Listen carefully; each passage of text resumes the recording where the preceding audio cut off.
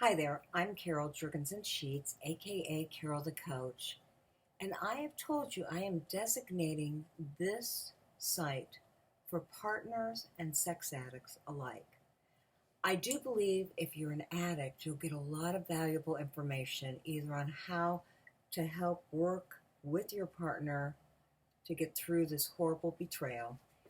And if you are a partner, I got to tell you, this site will help you to understand the sex addict better.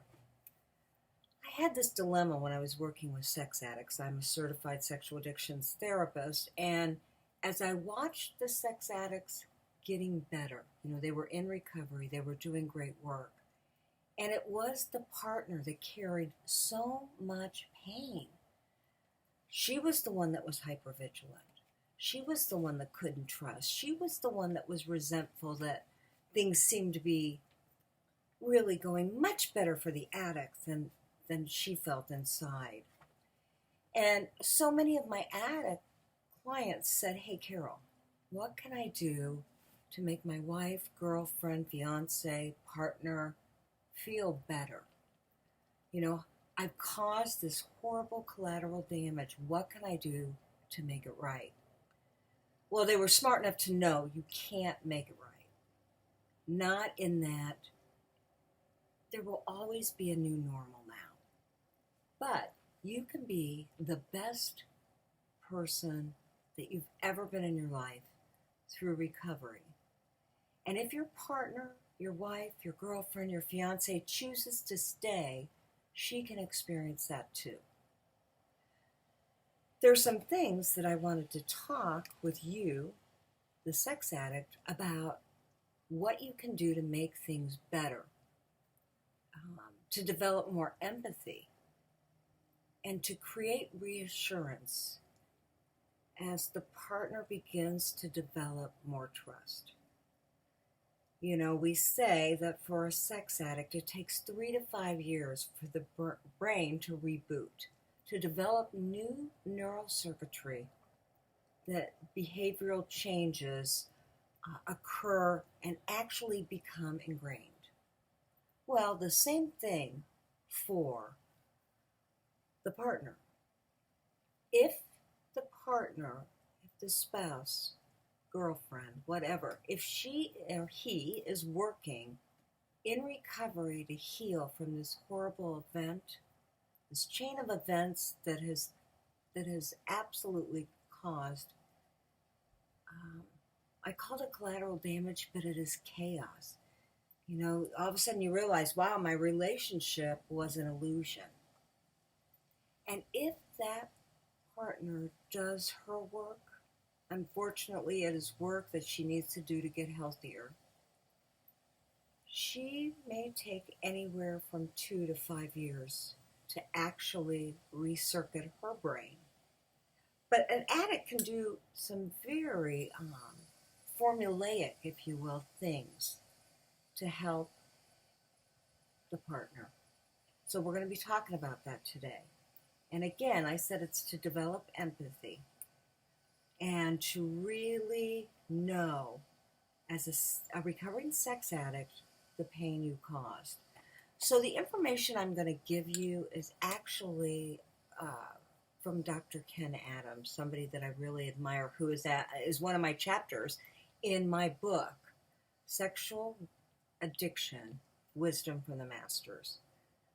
That's a book that I compiled from my radio shows, and Ken Adams is a master. He works with sex addicts, he works with couples, he works with partners, and he's got some special niches, one of them being enmeshed relationships between mother and son. I highly recommend that you go to his website and look up his material. But he came up with 6 points that I really think are phenomenal in helping not only the communication process, but the interpersonal process between a recovering sex addict and his loved one. First, it is so important when you are reestablishing a relationship with, we'll say with her, just to make it simple, that you hear her heart. You not only hear the words, but you hear the emotions behind the words. And oftentimes, because sex addiction is an intimacy disorder, it is very difficult to access feelings, to hear the heart, and to process feelings. Because I know as a recovering sex addict, you go right into shame. You watch the woman you love crumble, crash, burn, rage, and you go right to, I caused this. I'm the worst person in the world. She hates me. I'll never be able to develop a relationship. And as opposed to feeling guilty, you actually feel shame. You feel that you're a bad person. And when you're in recovery, you know that you're not, but you're like a mouse on a screen. You go from, I am not a bad person, I've done bad things, and then you go to, I'm in recovery, I'm working hard, and then you go back to, oh, I'm worthless, and then you go back to, I am making changes in myself. So what I'm going to ask you to do is to please look at what she's saying and how she's feeling and identify which of these 5 primary feelings she seems to be experiencing, because all 5 feelings fall under the umbrella of anger, sadness, loneliness, fear, and happiness. So if she looks frustrated, it's typically anger. If she looks upset, it may be sadness. If she looks hypervigilant, nervous, fearful, it is typically fear. So if you identify those 5 feelings, it's easier not to get overwhelmed.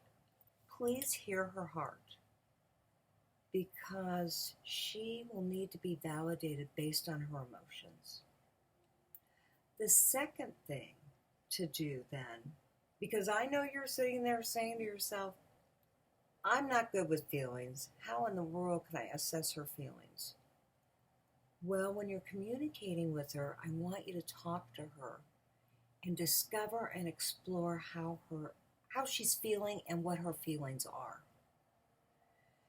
You know, in parenting, we ask adults to say to their kids, wow, it looks like you're really angry.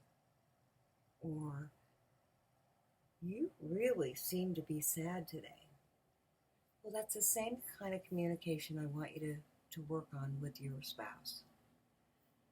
And John Gottman, a research therapist who has done more marital therapy and research than any other living man, he says if you start with what they call a soft repair attempt, if you use their pet name, if you say honey, if you say sweetie, if you start with babe, it looks like you're really frustrated today. And I know I just got up and I spilled some coffee, and I'm here to tell you that I know that I'm seeing some major frustration. Can you tell me if you know why you're feeling frustrated? Okay, that's one thing you could say. Or, honey, I can tell you woke up feeling really bad. And of course I know, or I'm assuming it had to do with me. Can you let me know how you're feeling and some of the thoughts that go along with those feelings? Okay, so again, point number 2 is to really discover and experience her feelings. Okay? And it's a Carol the Coachism that I say keep it to the famous 5. And again, those are anger, sadness, loneliness, fear, and happiness. Okay, the third thing is to validate the feelings. And that can also be hard for somebody who feels a lot of guilt and shame. You know, very clearly, you can want to say to yourself, oh, I don't want to validate her feelings because she's going to walk right out of here. He's going to tell me to go get the hell out of Dallas. She's going to remind me of how pained she is and I'm going to wither and die. But it really is important for you to validate the feelings because that's part of the reassurance process. And in the next video, we're going to be talking about reassurance. So, validating the feeling would be, I understand why you feel like that. And I just got to tell you, I am so sorry that I've caused you to feel that way. Or I understand why Robbie is making you feel like you're an inadequate parent. And, I'll do anything to help you and remind you that you're the greatest mom in the world. So validate the feelings no matter what they are. You got to feel it in your own heart. And yet, at the same time, sometimes for sex addicts, if they don't feel appropriately, they may have to act as if they understand the feeling. You see, working with your partner is the best way for you to get to know yourself better. So as you validate her feelings, you're going to be learning how to validate your own. So that is step number 3, a very important part of partner communication. The 4th one is take responsibility. In my groups, my sex addict groups, we oftentimes talk about the fact that for the next couple of years, you really are going to have to bend over backwards to move her along. And you're going to be relating to her in a way you never thought was possible because you are going to take responsibility for how you've hurt her. You're going to take responsibility for the loss. You're going to take responsibility for the illusion. And that is actually an emotionally mature thing to do. A lot of my clients know that in my own relationship with my husband, if I get bitchy or I get nagging or I get, my husband says I can be a bully. Now, I am the last thing from a bully, but what he means by that, and I get this, sometimes I'll try to convince him of something, and I go on and on and on and on about it. And he'll look at me and he'll say, quit bullying me. Now, when I think of a bully, it's somebody who pushes somebody around, and I certainly don't do that. But what he means is that I am going beyond the boundaries of good communication in trying to persuade him of something, and I need to back off. And an emotionally mature person or an emotionally mature relationship, I will hear that and I will say, I did not intend to do that, and I clearly hear what you have to say, and I will stop. And then I usually reflect in some way with some humor. Like, even though I want to say one more thing, I'm going to zip it. I am going to shut it down. I'm going to quiet it. You won't hear another word from me.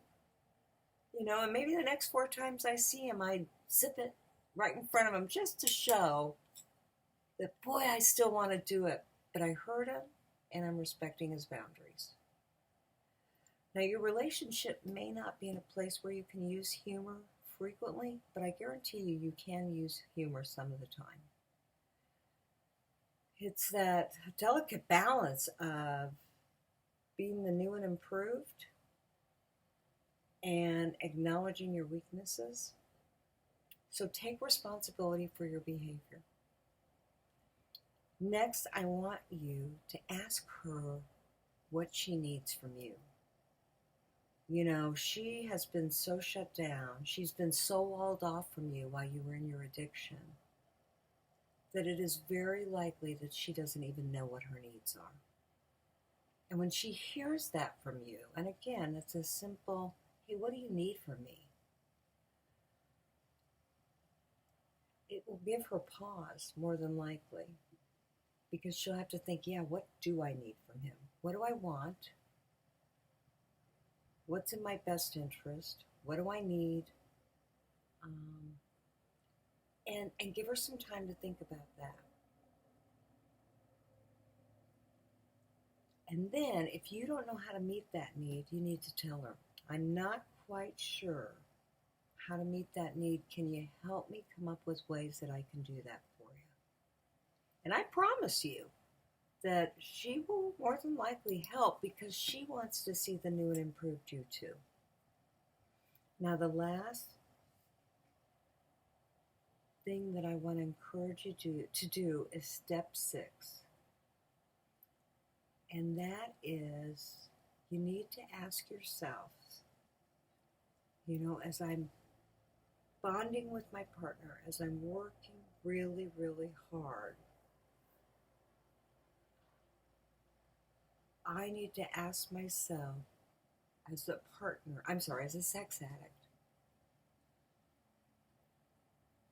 can I reasonably do this for her? And if I can't, I need to talk to my fellowship. I need to talk to my sponsor. I need to talk to my therapist. I need to start reading some books on interpersonal relationships. You may need a whole marital committee to make it right with her. But I promise you, when you invest in your relationship, it's the best thing you can do for yourself, for her, and for the coupleship. So if you don't reasonably feel you can do something, I'm going to ask you to get help. And as I always say, go to sexhelp.com, look for a CSAT, a certified sexual addictions therapist, perhaps a partner trauma specialist from APSATS, APSATS.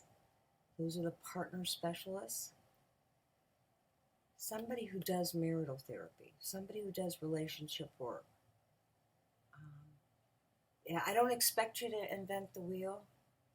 And I know part of the reason you got into this jam is because you weren't real good with relationships. But this is the time to make it right and to be the person that you can truly be. So, as I say at the end of every radio show, this stuff is hard work, but I fearlessly want you to have the courage to be yourself and to look for ways to improve for the coupleship, for her, and for you. I know you can do it.